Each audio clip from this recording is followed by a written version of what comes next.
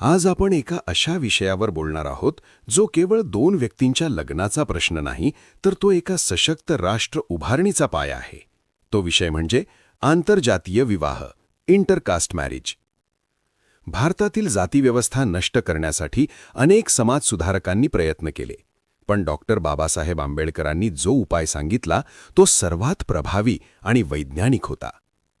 बाबासाहेब म्हणायचे, जात ही केवळ एक भिंत नाही, तर ती एक मानसिक अवस्था आहे, आणि ही मानसिकता तोडण्यासाठी आंतरजातीय विवाह हे एकमेव औषध आहे. आपल्या समाजात जाती कशा टिकून राहिल्या याचे मुख्य कारण म्हणजे जातींतर्गत विवाह, एंडोगॅमी. जोपर्यंत लोक फक्त आपल्याच जातीत लग्न करत राहतील तोपर्यंत जात जिवंत राहील. बाबासाहेबांनी स्पष्ट सांगितले होते की केवळ एकत्र जेवण केल्याने किंवा सहभोजनाने जात जात नाही. जेवणाचे ताट वेगळे झाले की माणसे पुन्हा जातीच्या कोशात जातात. पण जेव्हा दोन वेगवेगळ्या जातींमध्ये विवाह होतो तेव्हा दोन कुटुंबे जोडली जातात. सर्वात महत्त्वाचे म्हणजे तिथे रक्ताचे मिश्रण होते. जेव्हा रक्ताची सरमिसळ होते तेव्हाच खऱ्या अर्थाने आपलेपणाची भावना निर्माण होते. रक्ताच्या नात्यातूनच समाजात खरा बंधुभाव जन्माला येतो. या विषयाचा दुसरा आणि अतिशय महत्त्वाचा पैलू म्हणजे स्त्रियांचे स्वातंत्र्य. जातीव्यवस्था टिकवून ठेवण्यासाठी शतकानुशतके स्त्रियांवर कडक पहारे ठेवले गेले.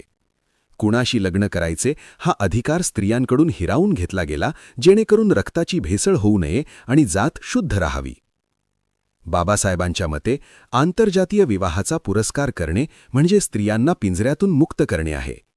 जेव्हा एखादी स्त्री जातीच्या सीमा ओलांडून आपला जोडीदार निवडते तेव्हा ती केवळ लग्न करत नसते, तर ती हजारो वर्षांच्या गुलामगिरीच्या साखळदंड तोडत असते. आंतरजातीय विवाह हे स्त्रियांच्या निवडीच्या स्वातंत्र्याचा सर्वात मोठा विजय आहे. आजच्या आधुनिक काळात आपण प्रगती केली आहे, पण आजही वर्तमानपत्रातल्या जाहिरातींमध्ये स्वतःच्याच जातीतील वधूवर पाहिजेत असे वाचायला मिळते. हे बाबासाहेबांच्या स्वप्नातील भारताच्या विरोधात आहे. जर आपल्याला भारत हे एक प्रबळ राष्ट्र बनवायचे असेल तर आपल्याला जातींची लेबले फेकून द्यावी लागतील.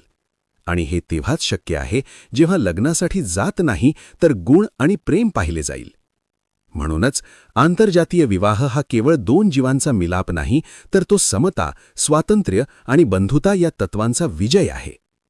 चला, बाबासाहेबांचा हा विचार केवळ भाषणापुरता मर्यादित न ठेवता प्रत्यक्ष कृतीत आणूया. जय भीम, जय भारत.